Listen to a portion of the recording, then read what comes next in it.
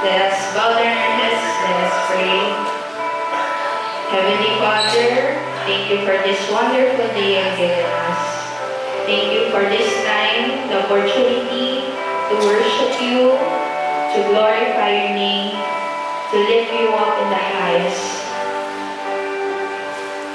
For we celebrate your victory. We celebrate the things that you've done for us. We celebrate your love, unconditional love for us. Lord, we are here. We humble down ourselves before you, Lord God. Cleanse our hearts, our minds, our bodies, that we may be worthy in worshiping you today. Lord, thank you for dying on the cross for us. Thank you for saving us, Lord. Thank you for loving us. And we bring back to you all the glory, all the honor, and all the praise, for you deserve it, Lord. We thank you, dear Jesus. This we pray in your mighty name. Amen. Let's worship the Lord. Let us sing this song as a prayer in our hearts.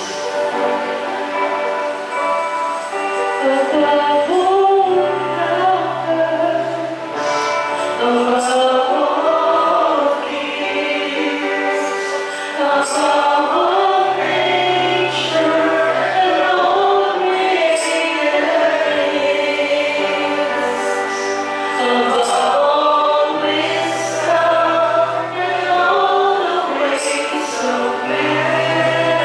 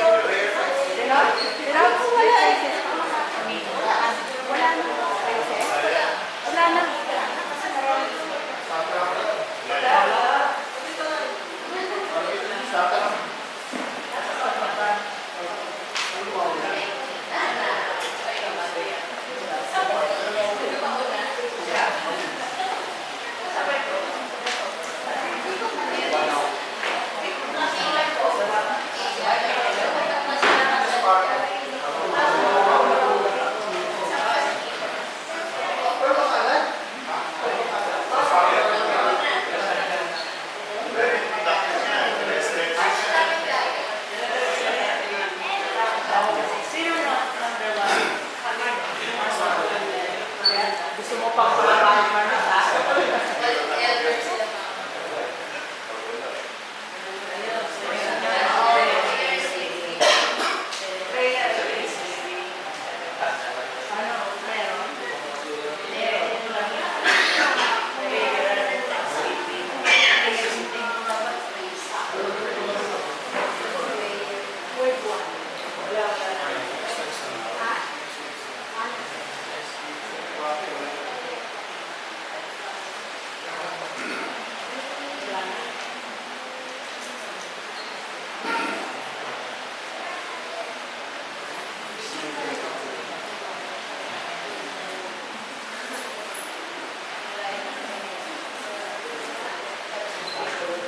Starter lang ko na po.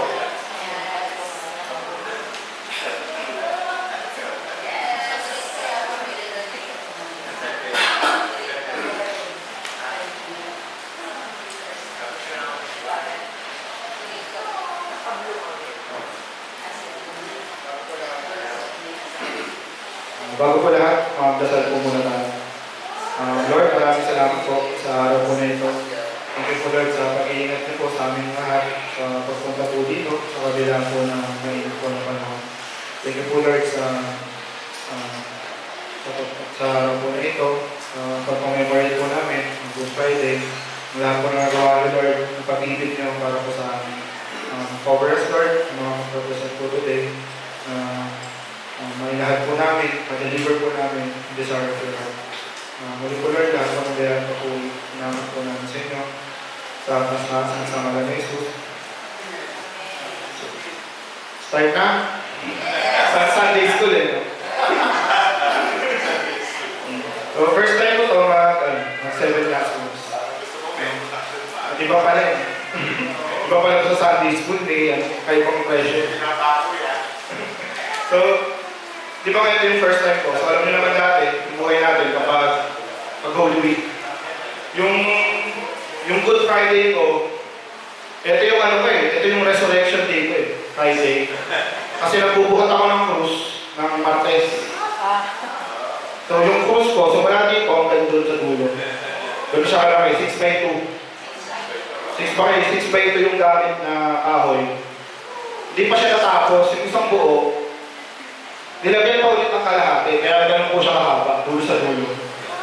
So nag-start ako magbuhat, alas 6 ng gabi, alam niyo naman kung bakit. Kasi mainit, kaarte. Ayaw magbuhat ng krus ng mainit. 6 p.m. natatapos po ako nun, nakakauwi ako sa amin ng alas 3. So from, kung may alam ng Bulacan, from Malolos to Bulacan. Sinisimulan ko yun sa hospital na doon namatay yung tatay ko. So doon ko siya sinisimulan, hanggang makauwi ako sa amin. Natapos ako nun alas 3. Buong shift. 9 hours. So, buong gabi na yun, hindi lang yung pagbubuhat. So, sobrang dami yung bisita doon. Yung kada barangay, may simbahan, kada barangay, may mga purok. So, kada barangay, may 7 purok. Kada purok, may bisita. So, kada bisita, dadapa ka doon. And, sa papaga kasi doon, may lechong cross eh, nung nakita ko. Doon kasi, pag duhod mo, dasal ka. After mo magdasal, dadapa ka. Pagdapa mo, papaluin ka. Yung pinakamalo po sa akin, kaya Biyernes na ako nabubuhay ng paguli, ay panel po. Yung panel, puputulin sa dalawa, lalagay sa stick. Pag pinalo talaga sa balat, yung kumakapit. So, kaya sinasabi ko dun sa mga tao-gama sa amin, kayo, ginagawa na yan once. Ako taon-taon. Sunday school nga talaga. Sa mga ganun,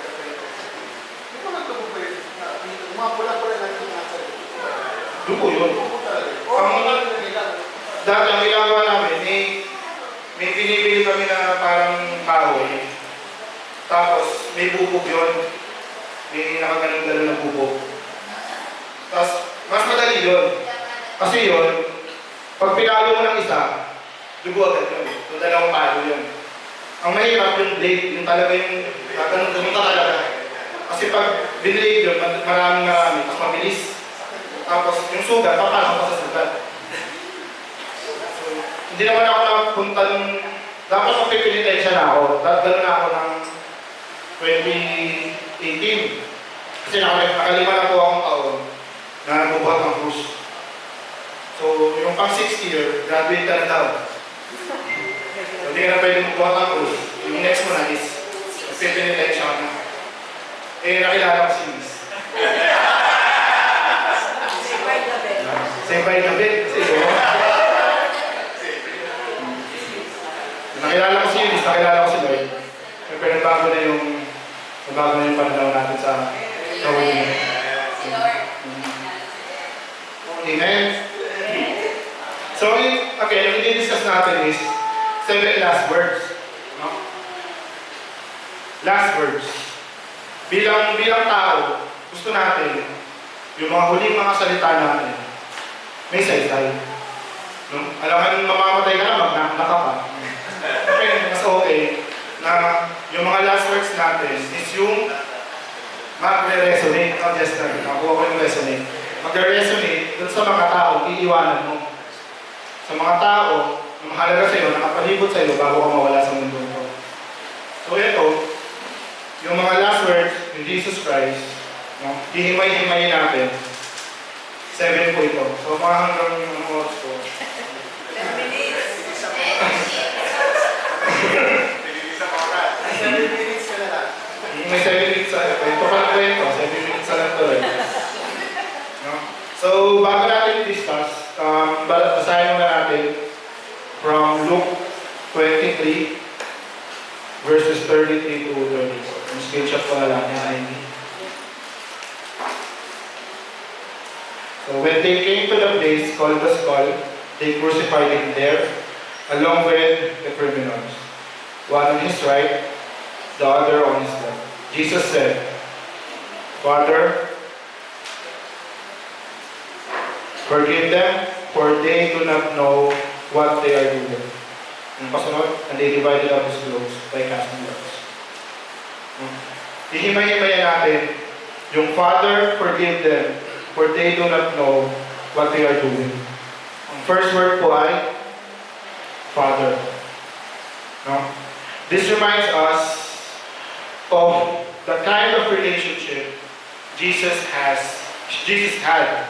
with his Father. No? With God the Father. In the midst of pain. No? Yung isipin mo na lang yung sakit na nararamdaman ni Lord Jesus Christ. Natawag niya pa yung Father niya. At hindi yung sarili niya yung naisip niya. Kung sinabi niya itong mga salita na to. Kasi kung ikaw, sobrang sakit na nung nararamdaman mo, sobrang sakit na, sobrang pasakit na, ang isipin mo ba yung ibang tao? Hindi na niya naisip. Imbes, tinawag niya yung kanyang ama, sinabi niya na patawarin mo sila, binilay lang ang kanilang ginagawa. No? And for him to call God the Father as Father, no? Ito yung ultimate na relationship, and it is love. No? May pag-ibig na nakamagitan kay Jesus Christ and kay God the Father. Kaya niya natatawag na Father. No? And us, tayo, huwag tayong matakot na tawagin din nating Ama, ang Diyos Ama. Because we should have that kind of relationship with the Lord. No? Kasi minsan, nakikita natin yung sarili natin as madumi. Parang wala na tayong karapatan na tawagin na Ama, ang Panginoon. Which is dapat hindi. The more na madumi tayo, the more na lumapit tayo. Lumapit tayo kay Lord, lalo na kay Lord Jesus Christ.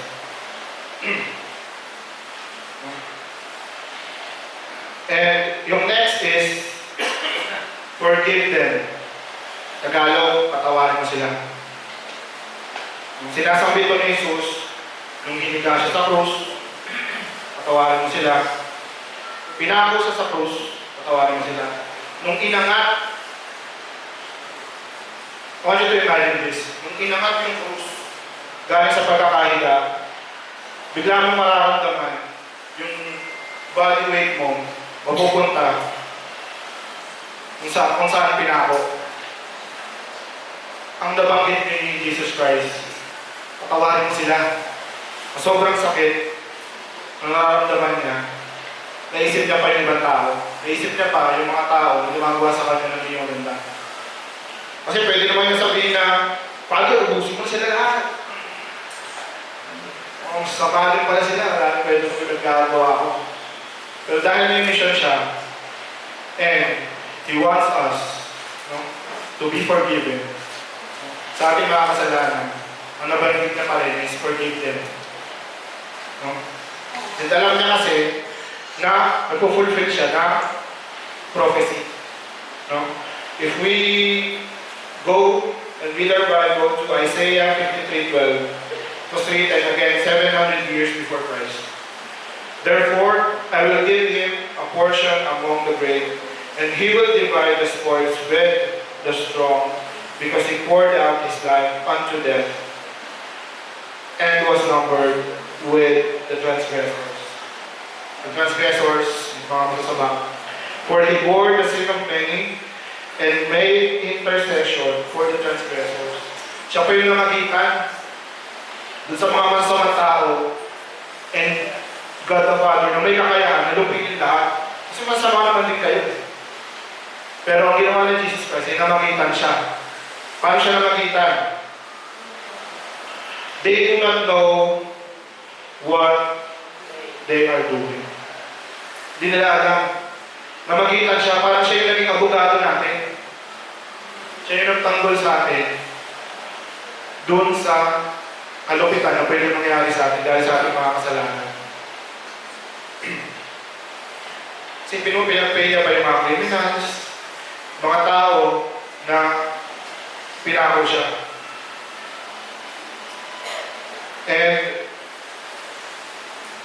yung kabuuan nito just gives us also, it's a reminder that Jesus practiced what He preaches. Kung anong itinuturo niya, ginagawa niya din. Sana all. No? Kasi if you don't forgive people na nagkakasala sa iyo, from your heart, God cannot also forgive you. If you are having a hard time forgive people, tulad na sinasabi ni Pastor dati, kung nahihirapan ka na magpatawad, bumalik ka. Bumalik ka sa kung paano tayo pinatawad. Amen? Amen? Yung. And also, binibigay sa atin yung purpose ng death niya. Na hindi na natin kailangan magbuhat pa ng krus, hindi na natin kailangan sarilihin. Kasi for me, it was my covenant between me and the Lord na gagawin ko to para mapatawad mo ako sa dami ng kasalanan ko, lalo nung araw. Feeling ko naman, kasi ang sinasatisfy ko was my physical body. Na nung pinagpapapalo ako, bubuhat ako ng krus, talagang iimatayin na po talaga. Ang binibigay lang sa akin is yung raw na egg. Kasi wala na parang bibigay na ako. So binibigay na ako ng raw na egg, tatanggal yung ibabaw, buhay naman talaga sa lagsan Wala kang mabubuhayan yung loob mo. So, siyempre, raw na egg yun, tapos pinagbilan mo sa'yo. Kasi hindi ko na po kaya, so hindi na nga ako, tapos yun mo. Mga 5, 4, 3, 2, 1, buhat. Buhat na naman. Mga ano na yun, mga 3 parts lang po ako nun.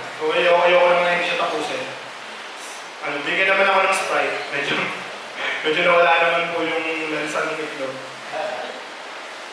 Kaya, feeling ko no, sa sobrang hirap, no, na nakakompensate ko yung mga kasalanan ko dahil yung sa mga pinagagawa ko. Dahil nagbuhat ako ng krus, nagpapalo ako, 3 days akong bed rest. Kasi hindi ka rin pwede humiga, so nakadapa ako ng mga 2 days. Kasi pag humiga ka, kasi yung pwede mo pinagpapalo, yung tama. Minsan nakakamali pa po ng palo, matama sa likod, sa bato, sa tigil nila sa akin siguro.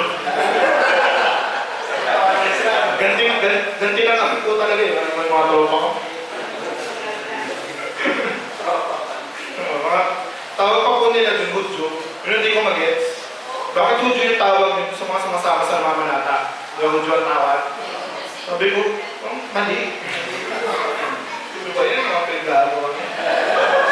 Nagalit na. So yun, no? Kasi marami pa po tayo. Meron tayong kapintuhan. To end this, no? God does not judge our sins immediately. No? Kung habang nandito tayo sa mundo na to, may pagkakataon tayo. Ano sabi sa Facebook? Habang may buhay ay pag-ibig. No? Kasi, ano na, let's take a look back at Apostle Paul's life. No? Kung ginudge agad siya ni Lord, nung si Saul of Tarsus pa lang siya, wala tayong Apostle Paul today. No? So, anong ginawa ni Lord? Patient siya, hinintay niya na mabago yung buhay ni Saul at maging Apostle Paul. No? And yun yung gusto natin na iwan. No? Because he postponed his judgment on us. Kasi, bakit? Nag-pray.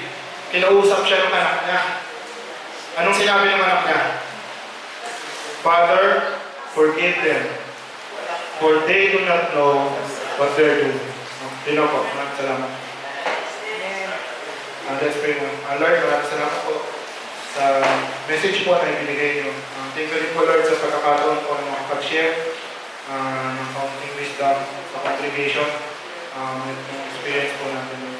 Thank you po, Lord, sa lahat po ng biyaya na nagkakaloob na sa amin. Mga po na patnubayan po kami sa mga susunod pa po na araw. Maging na rin po, mga susunod po na magsasend ng message po. Lord, lahat po nung inaangat po namin sa inyo. Magkasama sa Jesus' name. Amen.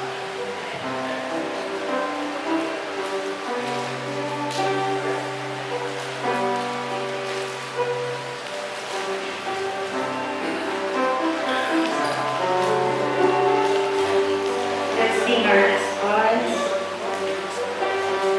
Worthy is the Lamb. Sabayin niyo po ako.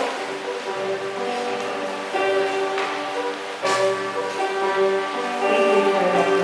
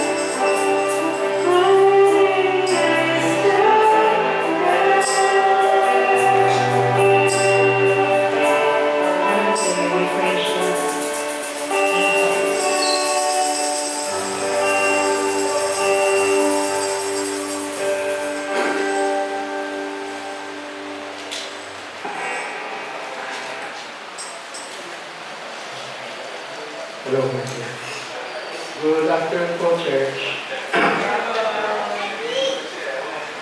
Ayan, so, may sa labas pero naglalamig ako. Of course, this is also my first time. But Lord Barnes, this is my first time to speak sa Seven Pastors.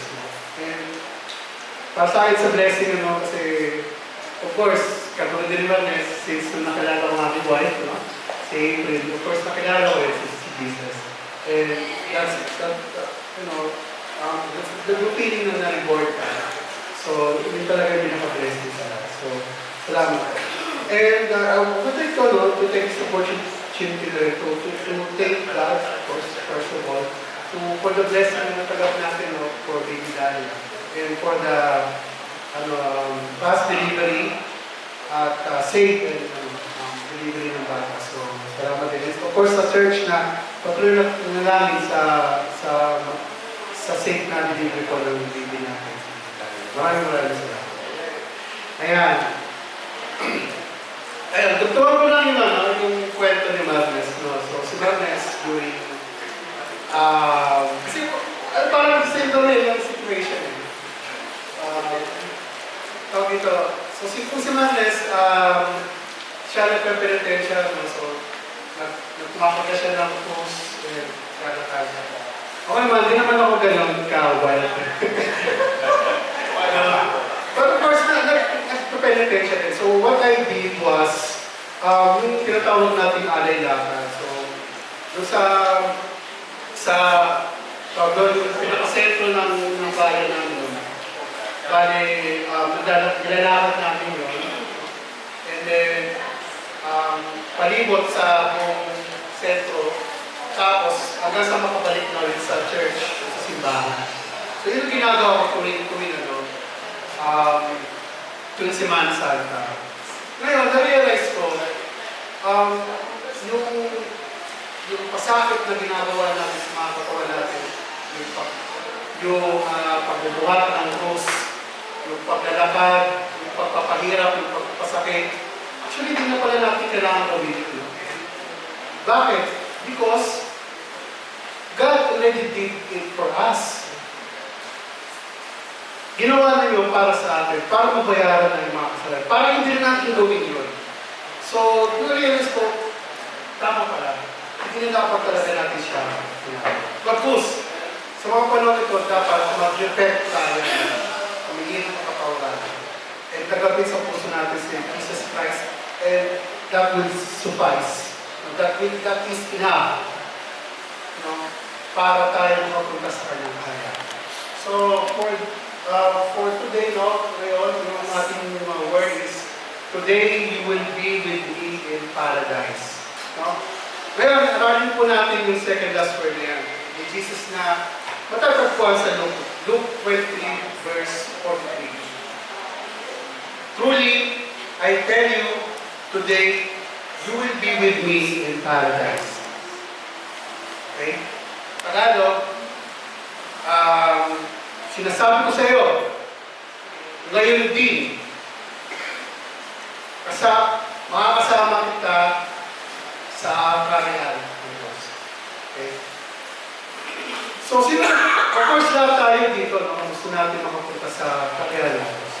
And siguro, pag nabasa natin yung verse na yun, pag nabasa natin yung talata mo, siguro ang mga papasok sa mga isip natin, ano nga ba ang nag-Diyos kay Jesus na banggitin ng mga katagang yun?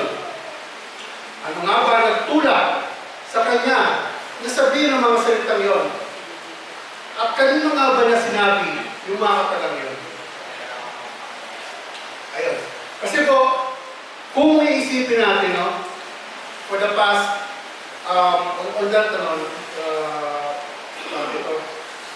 for the past 24 hours, bali, matindi na po yung hirap na pinakas ni Jesus. Andiyan na yung pinahirapan siya, pinaglakad siya na kayapak, at higit sa lahat, pinagpasan siya ng krus, ng pagkabigat-bigat. Habang nakapasan yun, nilalapit ko pa siya, ginagaro ko pa siya. So, imagine yun. Sobrang hirap na ng dinanas ng Panginoon. Tapos, at pagdating pa doon, sa bundok na yun, ipapako pa siya. Diba? At sa kabila ng mga dinanas na yung parusa, well, ano nga ba nagutok sa kanya para sabihin mga kapatid yun? Ayan. Kung babalikan natin yung mga ilang verse doon sa Luke, Luke 23, malalaman natin na pinako si Jesus sa gitna ng dalawang kriminal. No? Habang diba nakapako siya sa gitna ng dalawang kriminal, tapos napapaligiran pa siya ng napapaligiran pa siya ng mga tao. At yung mga tao doon, inahamak siya at kinukot niya. Habang inahamak siya at kinukot siya ng mga tao, yung isang kriminal, kinausap niya si Jesus. Yung sabi niya doon kay Jesus, kung ikaw ang tunay na Messiah, kung ikaw ang tunay na kapagligtas, bakit hindi mo iligtas ang iyong sarili? At pagkatapos, iligtas mo na rin kami. Yun ang binalik niya kay Jesus.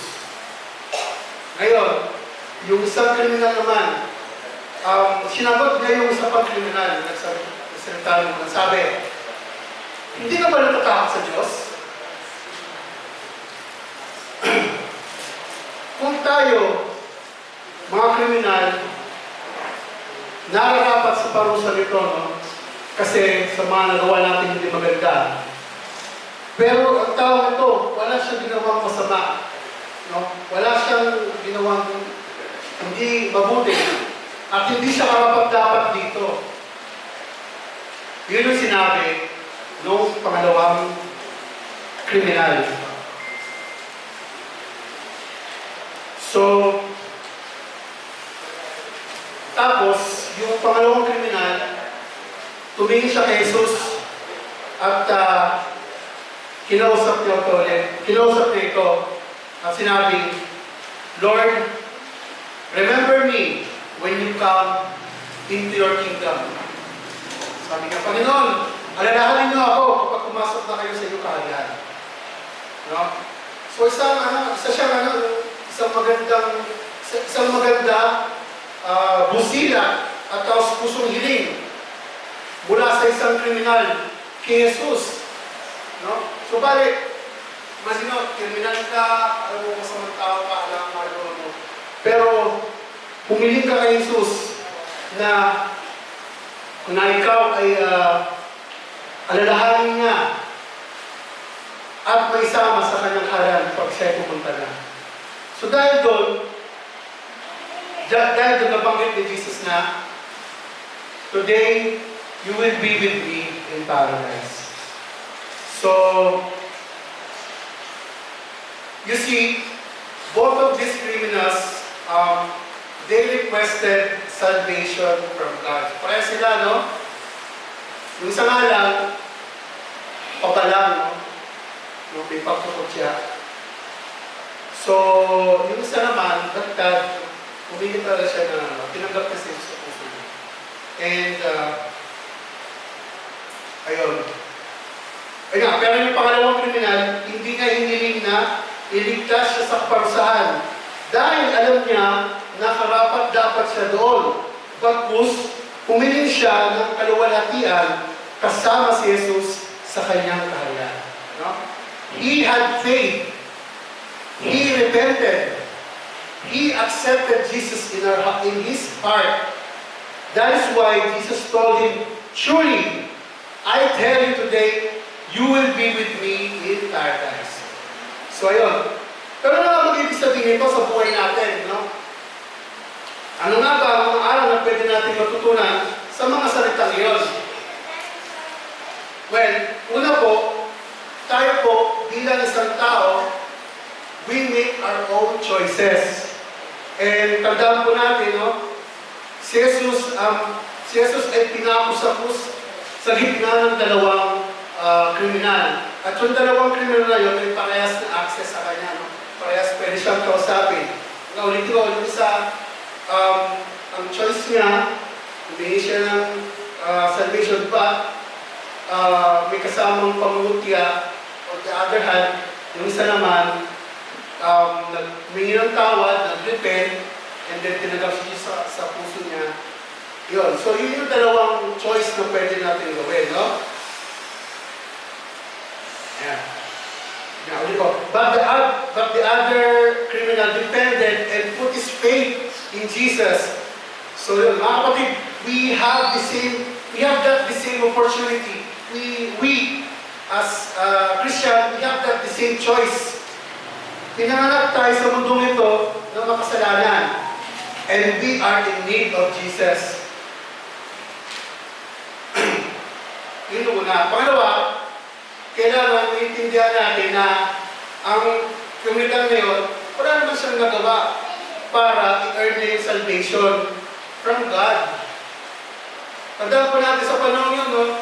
Yung kapag nagkaroon ka na, pag nagkaroon ka ng kasalanan, maraming parusa ang pwede natin, o pwede sa kanyang papa. Nandun yung stone to death, no? Patay ka ng bato. Nandun yung sunugin ka, o pakain ka sa pagpagis na araw. Pero kapag ka pinatawag ka ng parusa na ipako sa krus, ibig sabihin na talaga no, na sukdulan, no? Sukdulan ng kanyang kasalanan. Kahit na yung pag-depend niya kay Jesus Christ, sabihin niya, doon sa pagkriminal, pag-depend niya na doon,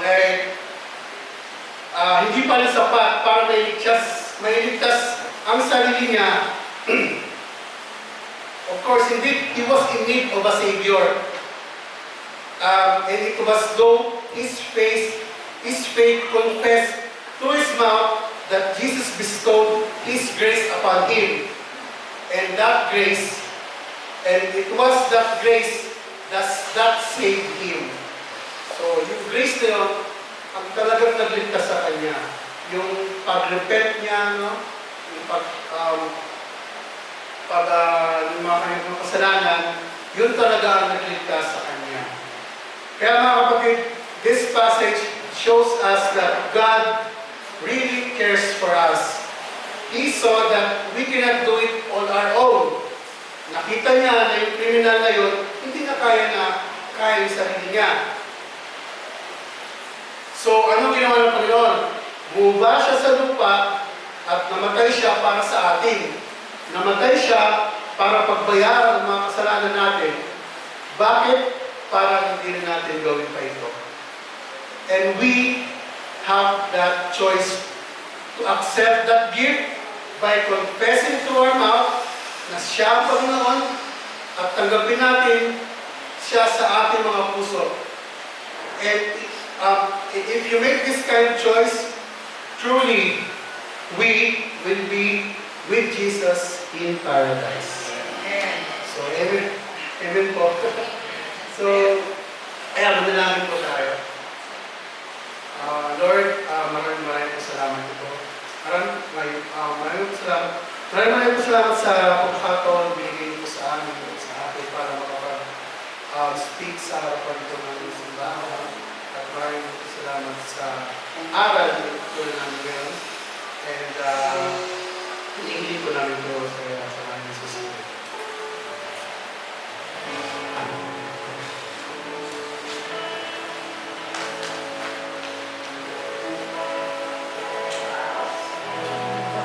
Amen. Makadalawa na po tayo. Let's continue to worship our Lord and sing our response. Thank you, Jesus, for the gift.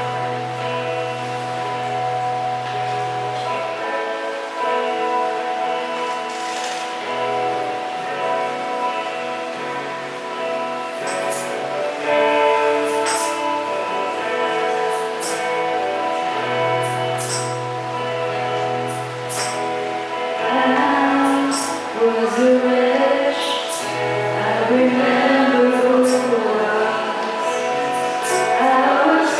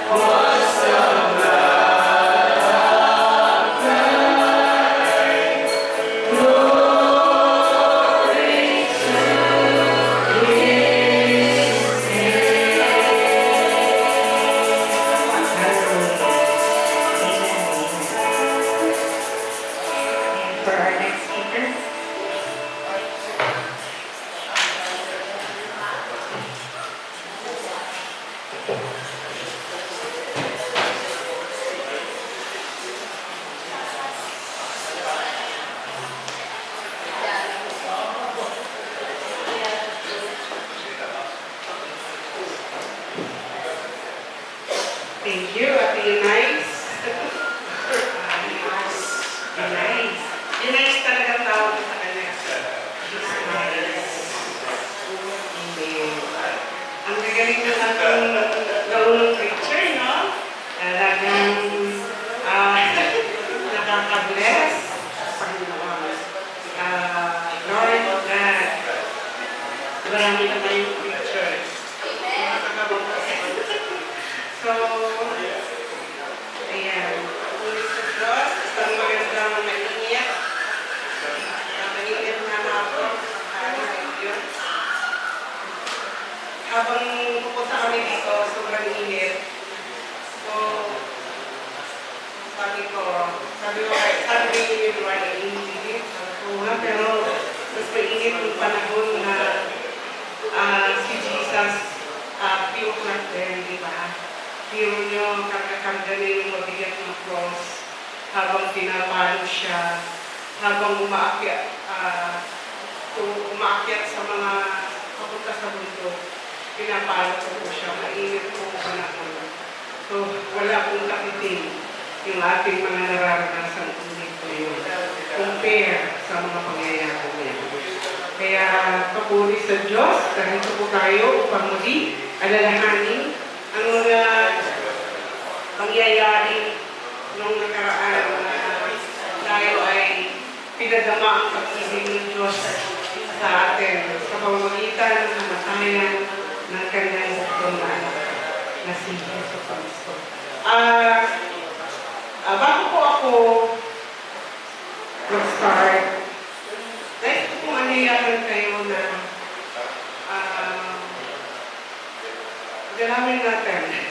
Kung nakikidulog po tayo sa scene na ipinapako po si Lord Jesus sa krus. Diba po napakabigat?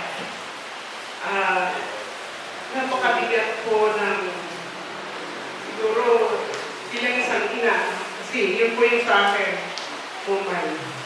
Bilang isang ina, hindi ko kayang tingnan yung kinakastigo o nilalatigo yung anak mo.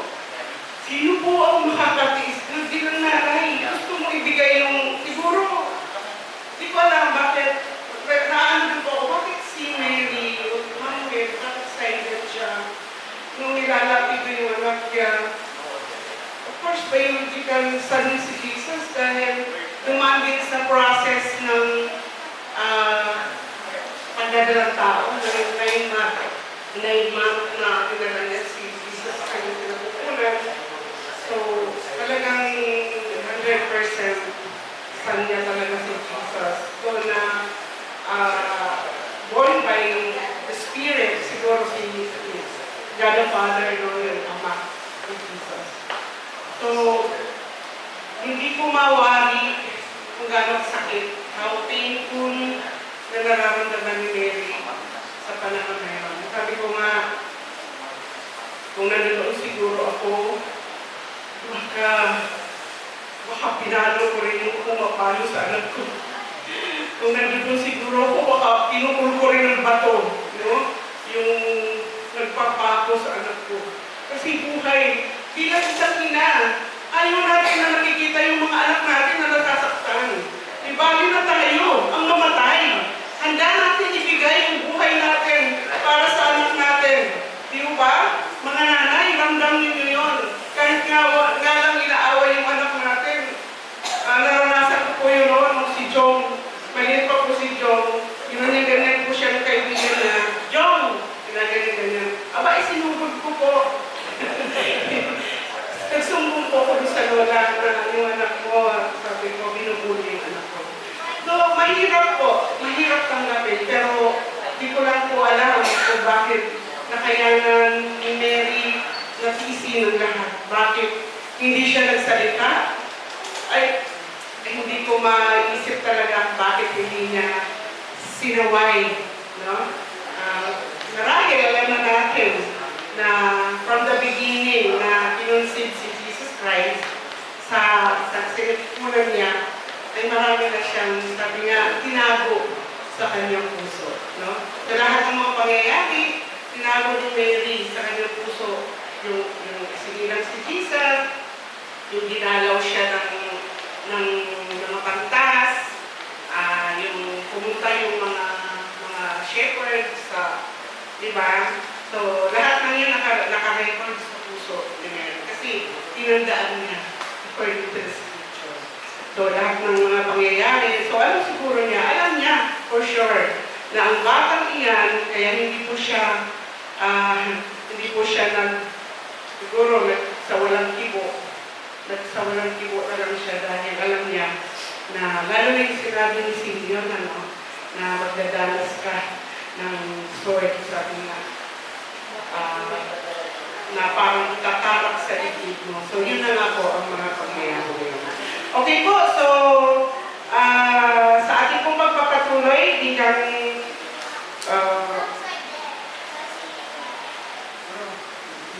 sa tagpo, no, doon po sa cross ni Jesus. So, basahin po natin yung pangatlo.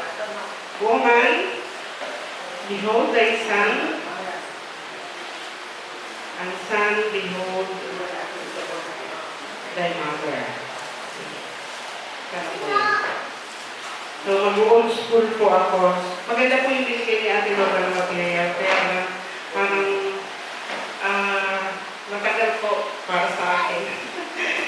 Parang maganda po siya, pero matagal ko po siyang sabihin, kaya okay, sabi po dito sa John chapter 19 verse 26 to 27, 25 rather, 25 to 27. Nakatayo sa tabi ng cross ni Jesus ang kanyang ina at ang kapatid nitong babae. So, kapatid ni Mary.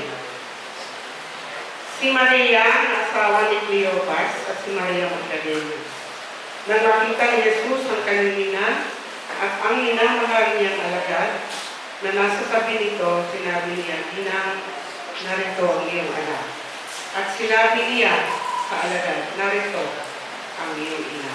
Mula noon, pinatira ng alagad na ito sa kanyang bahay ang ina niya.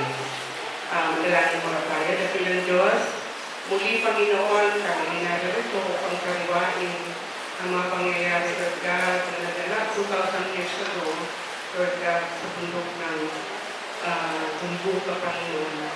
Lord, para sa amin, napakahirap unawain, pero alam namin ito lang ang paraan para kami magpatunayan. Para kami magkaroon ng karapatan sa inyong kaharian. Salamat sa dakilang pagmamahal ng iyong Panginoon na kami ay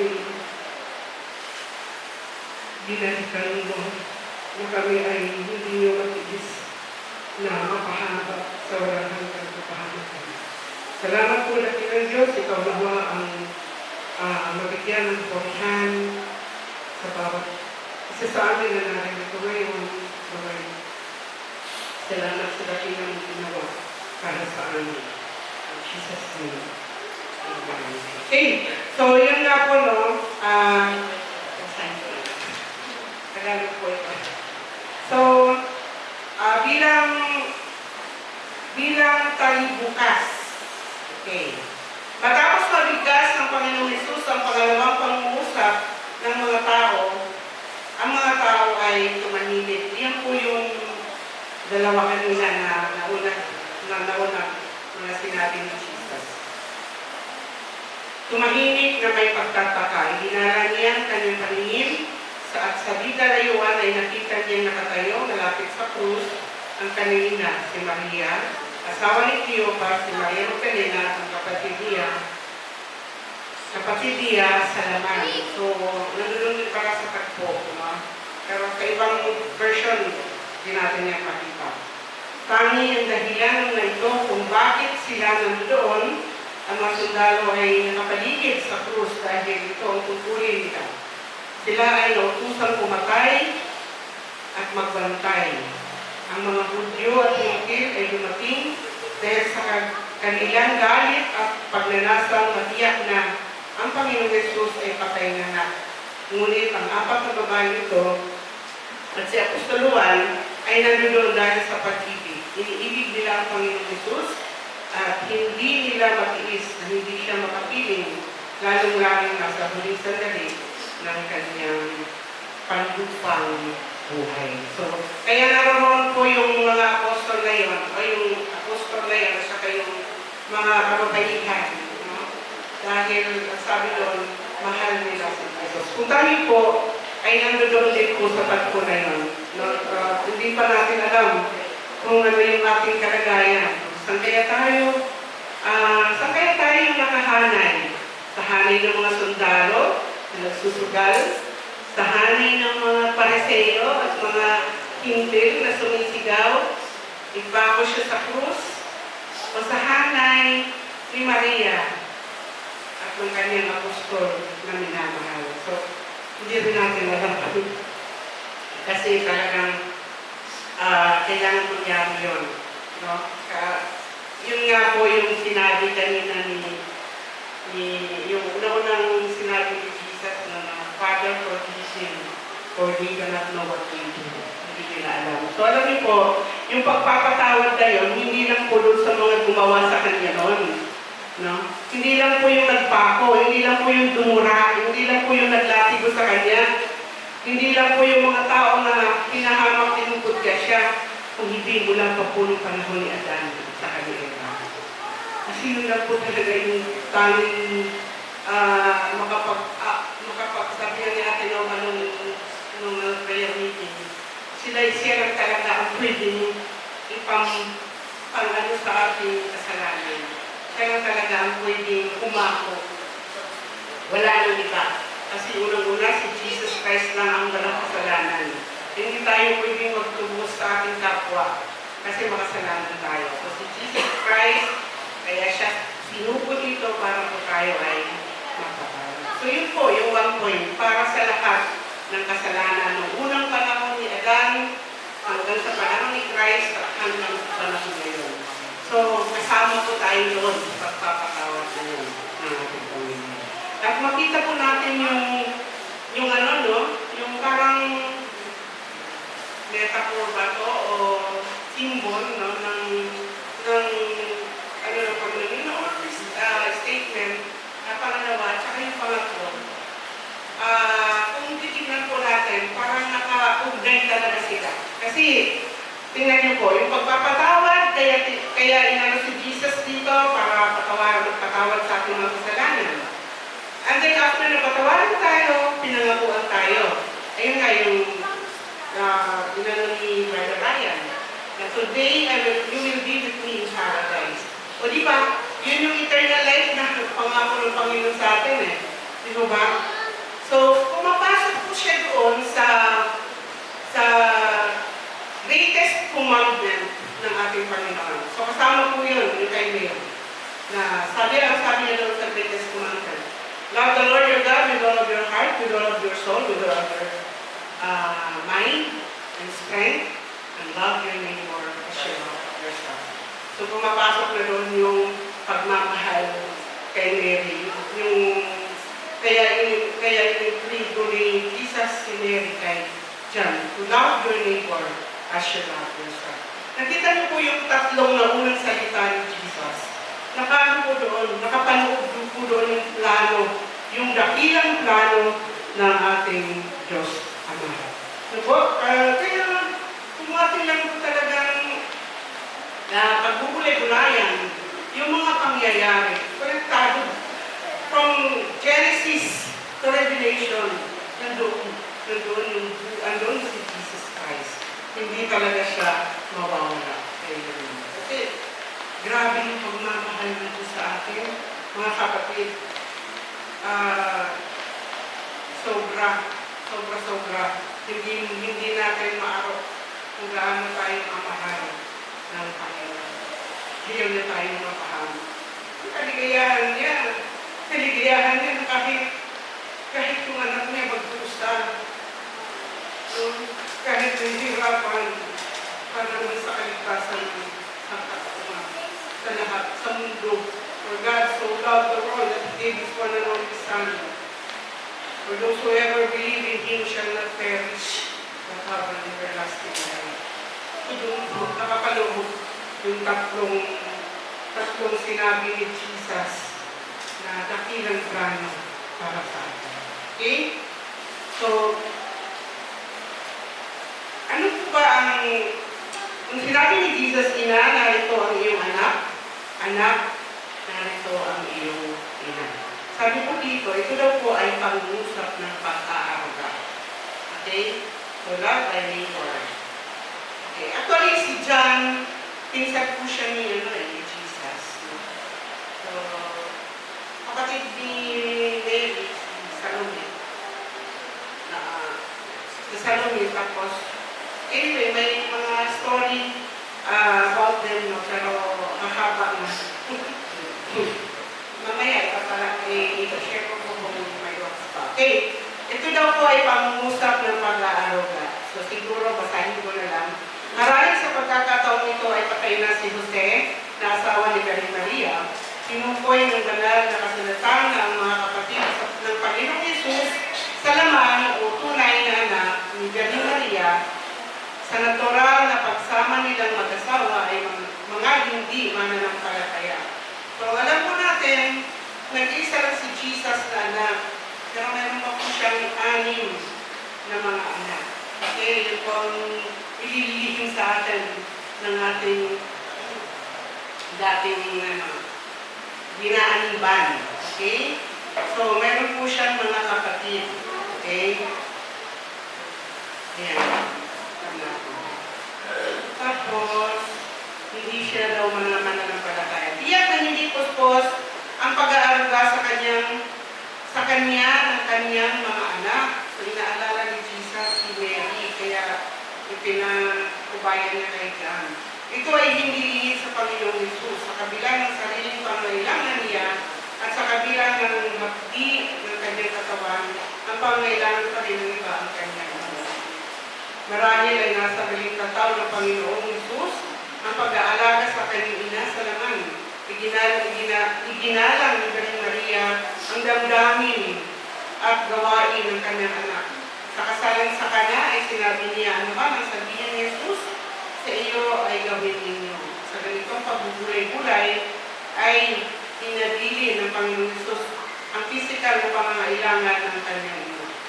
So, nagdadalamati si Maria dahil sa pagpanaw ng kanyang asawang si Jose at napipighati siya dahil sa kanyang itindig na kalagayan ng Panginoong Jesus ngayon at lalo na siyang nagulumbay kapag inaalala niya ang malagim na naghihintay na kamatayan sa krus.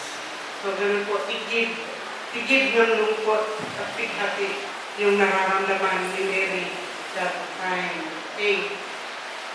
So, nung sinabi ni Jesus na ipinagkatiwala ni Jesus si Mama Mary kay John, so hindi lang po yung physical, no?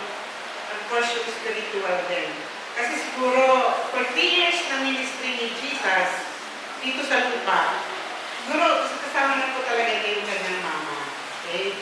Siguro, isa pong mama din si Mama Mary, no? O punong abala. Kasi hindi lang yung mga kababaihan, ano?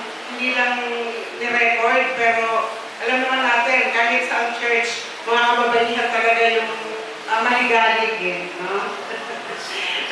Handang tumulong at handang magserbisyo para sa buong iglesia. Okay, so, maaaring ganon po, maaaring yung spiritual ni Mama Mary, tsaka yung mga gawain nila sa iglesia o saan man sila pumunta, no, kasama sa gawain.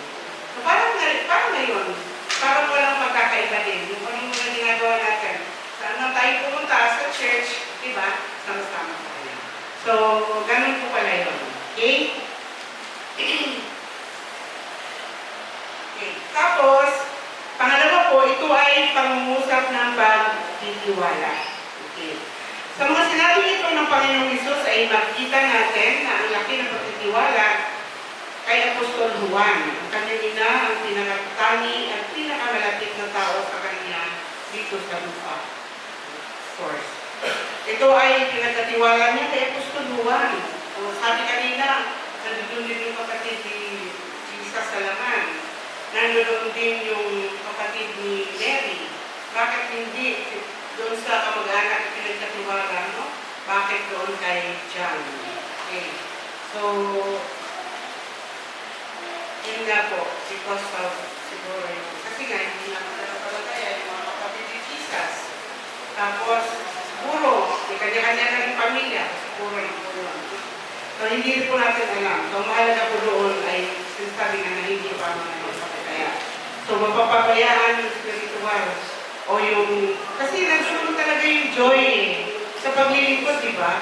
Kasama, di ba? Siguro nga kung nabubuhay na tayo ng unang panahon, nandun din tayo Sunod-sunod din tayo, no? Sunod-sunod din tayo kay Jesus at kung ano man ang kailangan, sige, nakasuporta din tayo. So siguro gano'n, parang ngayon, gano'n kasaya. Okay? Ang habilin at huling pangungusap ng isang malapit ng mamatay ay tunay na ginagalang at sinisikap na sundin ng lahat. Okay, so, kahit na walang pinirmahan kasulatan ang pangungusap na binitiwan ng isang mamamatay bago malagutan ng hininga ay tinutuloy ng isang huling testamento. Kahit na walang kasulatan, no? So, mahalaga po yung last will ng testament. O kaya, yung huling sasabihin, sabi nga ni Kuya Ryan ba yun kanina, na mahalaga yung sasabihin ng isang tao mamamatay na. So, ayan.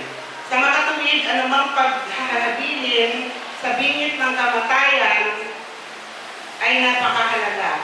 Inihabilin ng Panginoon Jesus ang kanyang ina kay Apostol Juan upang simula sa araw na iyon, siya na ang gaganap ng tungkulin bilang anak. Ang ganitong hakbang ay tanda ng lubusang pag-atiwala ng matapat na paglilingkod.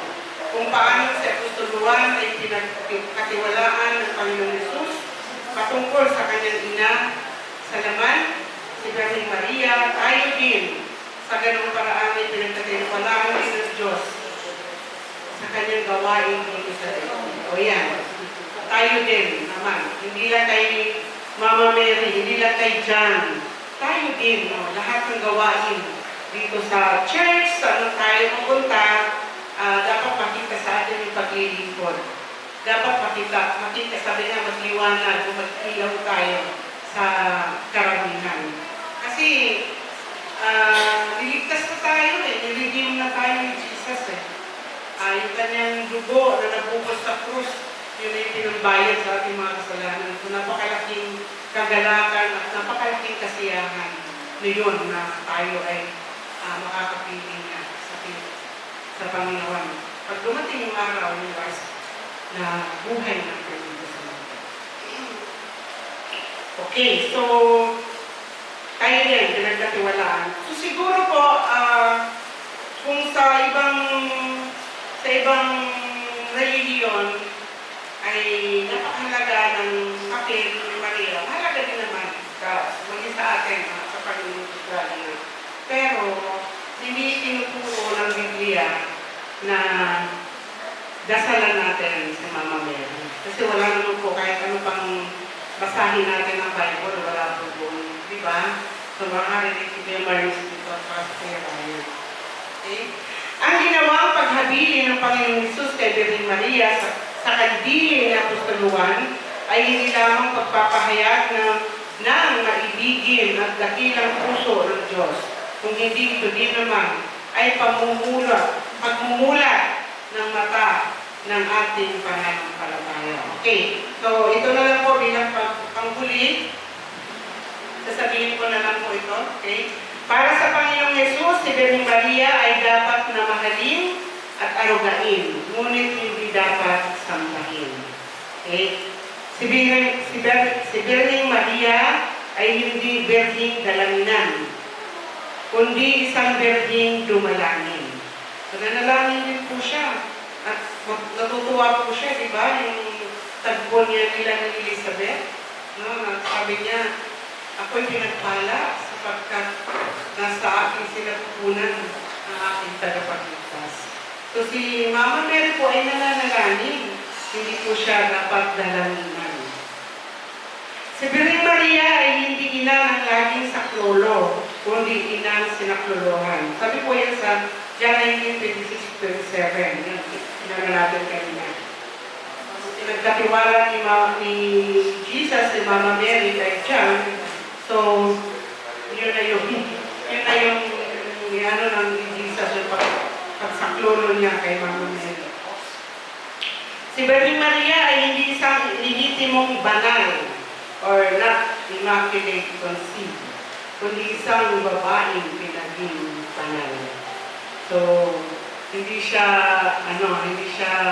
lehitimong banal kasi tao lang din siya, like us. No, kasama po siya dun sa Romans 3:23, for all have sinned and fall short of the glory of God. So lahat ng tao sa mundo ay nagkasala. Walang sino man karapat-dapat sa paningin mo. So kasama po dun si Mama Mary. Kaya sabi nga ng Jeremias, di ba? Nabasa ko po yun. Sabi doon, di ba? Sumpain. Ito nagtitipira kayo. Sumpain daw ang taong nananalangin, nagtitiwala sa tao. So, di ko alam kung bakit may mga pagdasal, mga hindi talaga alam ang Bible. Pero dapat talaga itinuturo para hindi tayo naliligaw ng landas. Okay? Si Birhen Maria ay hindi isang tagapagligtas, kundi isang babaeng iniligtas. So marami kasing nananalangin sa kanya na iligtas sila or ilapit sila kay Jesus. So hindi na po yun kasi napulit po yung tela o yung kortina. Direct na po tayo. Jesus Christ is the way, the truth, and the life. No one comes to the Father except through me, sabi ni Jesus. So, through Jesus Christ, in God the Father, yun na yun. Wala na kay Mama Mary. So, hindi po tinuro ng Bible na humingi tayo ng saklolo o humingi tayo ng pabor kay Mama Mary. Kasi tao po siya. Okay? Si Birhen Maria ay hindi tagapamagitan sa Diyos at sa tao, kundi isang taong pinamagitan ng Diyos. Sabi ko ito sa 1 Timoteo 2:5. Si Birhen Maria ay hindi reyna ng kalangitan, kundi isang mananampalatayang pinangakuan ng langit. Hindi ko lang alam kung may reyna sa kalangitan. No? Pero alam sabi ni Jesus, kung tinanong siya hindi ko alam sino yung disciple na yun, sabi niya, magkakaroon ba kami ng asawa sa magiging asawa ko pa ba yung aking asawa? Sabi ni Jesus, wala na. Kasi doon sa langit, lahat kayo ay parang mag-isip mga anghel na. So wala na pong pamilya o wala na pong ano doon. So wala po tayong pamilya doon. Doon makikita-kita po yung mga mananampalataya, yung mga naunang mga magulang natin na tumanggap kay Jesus, nakikita-kita tayo. Pero hindi ko alam kung paano natin kikilalanin as nanay ko yan, anak ko yan, no? Hindi natin alam yun kung paano. So, sabi, papalitan lang yung bago natin katawan ng hindi nabubulok. Si Birhen Maria ay hindi siyang tagapagbigay ng kapayapaan, kundi isang naligtas na binigyan ng kapayapaan. Ayan. Kita natin sa Juan, chapter 14, verse 27. So, kanina po yung intense na ramdam ko yung pakiramdam ni Mary nung habang sinasaktan, habang pinapako yung kanyang anak sa krus. So, ano po yun. Kung kahit nga po yung iisipin natin kung gaano kasakit para sa kanya yung mga pangyayari yun. Pero, masigit, no? Masigit. Kasi sabi nga ng Panginoon, di ba may isang tao o may isang babae na sabi, mapalad ang sa iyo, ina na sa iyo ay nagpasuso o nagdala sa iyong sinapupunan, sabi sa kanya, sumigaw, nagtuturo kay Jesus. Mapalad daw yung ina na nagdala sa kanya sa sinapupunan at saka yung nagpasuso sa kanyang dibdib. Pero sabi ni Jesus, mas mapalad, sabi niya, mas mapalad yung, sabi niya, mas mapalad yung nakikinig ng salita ng Diyos. Okay? So, si Mama Mary, mahal ni Jesus as his mother, tayo ginagalang din natin siya as mother of our Lord Jesus Christ. Ayan. So, pang-last, sabi dito, ang Birheng Maria na itinuturo ng religiyon ay tunay na kakaiba sa Birheng Maria ng Biblia. Okay? So, ang Birheng Maria itinuturo ng relihiyon na manalangin tayo, no? Magdasal tayo, immaculate siya, reyna siya ng kalangitan, ikaliwas po yun sa sinasabi ng Biblia. Ipo, kung tayo po ay marami pang hindi talaga nalalaman, mas maganda po kung babasa tayo ng Bible. Ipo, mas maganda kung babalik-balikan natin yung salita ng Diyos. Kasi sabi nga ng Hosea chapter 4 verse 6, diba? Ang maraming kaluluwa ang mapapahamak dahil for lack of wisdom, sabi nga doon. Many people will perish for lack of wisdom. So kung hindi po natin binabasa ang Bible, hindi natin alam, matituro sa atin yung mga nalalaman lang na tayo naman sige. So kawawa tayo, mapapahamak po tayo. So yun lang. So si Mama Mary po, isang mama po ni Jesus, ginagalang po natin siya.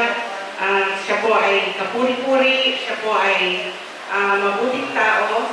No? So sabi ni Jesus, katulad sa atin, mapalad din tayo kasi nakikinig tayo ng salita ng Diyos. So God be all the glory po.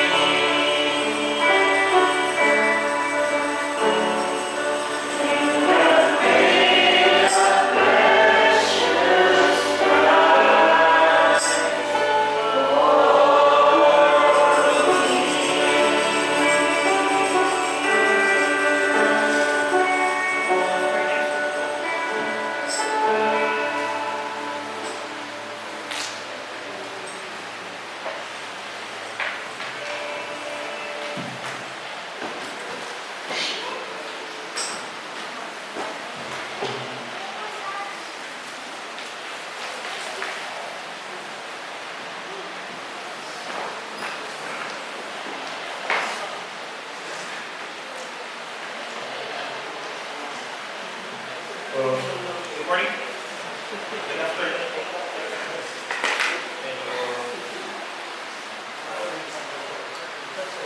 Nasa fourth word na po tayo. Buksan po natin yung Bibles natin sa Matthew 27 verses 45 to 46.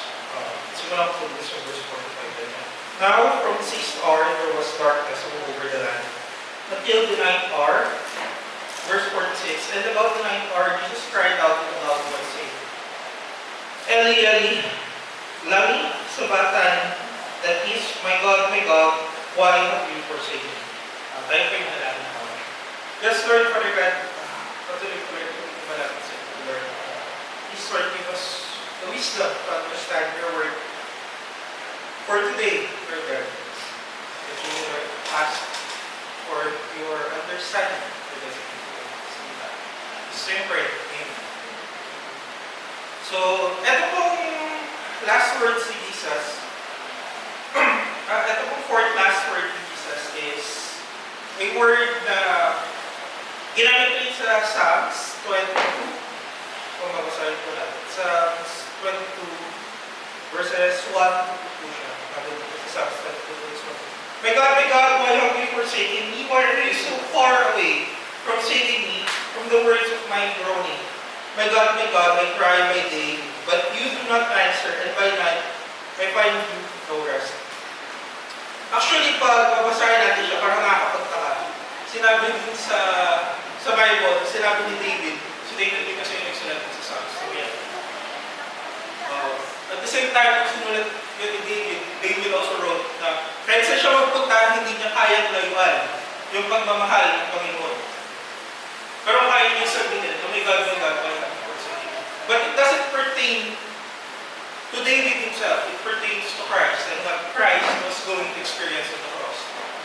So kung babasahin natin yung prayer niya sa Gethsemane, yung John, at saka sa Matthew, kapag niya sabi, if it is your will ng Panginoon, alam mo ni Jesus Christ naiiwanan siya ng Ama, natatalikod yung Ama sa Ama.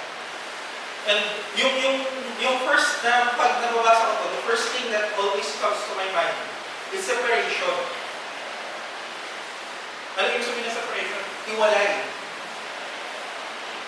From the moment, on the beginning of this world, God the Father was with Jesus Christ.